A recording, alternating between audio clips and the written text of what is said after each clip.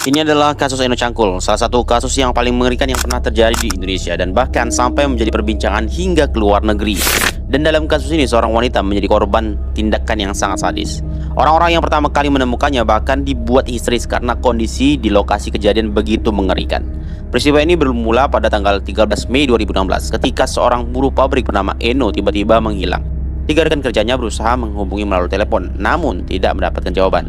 Karena merasa khawatir, mereka akhirnya memutuskan untuk mendatangi mes karyawan tempat Eno tinggal. Dan saat tiba di lokasi, mereka mendapati kamar Eno dalam keadaan terkunci dari luar. Kecurigaan pun semakin besar, hingga akhirnya mereka meminta bantuan untuk mendobrak pintu kamar tersebut.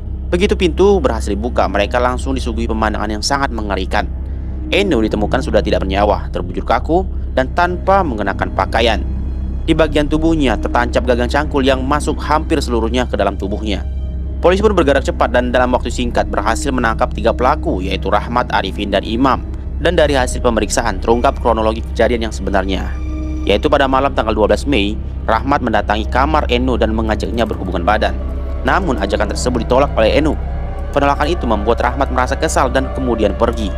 Dan dalam perjalanan pulang, Rahmat bertemu dengan Imam dan Arifin, lalu menceritakan rasa kesalnya terhadap Eno. Dari situ muncullah niat jahat di antara mereka bertiga untuk mendatangi Eno kembali. Mereka pun kembali ke kamar Eno. Tanpa banyak bicara, mereka melakukan tindakan yang tidak senonoh terhadap Eno yang saat itu sedang tertidur. Di tengah kejadian tersebut, salah satu mereka memukulkan cangkul ke wajah Eno.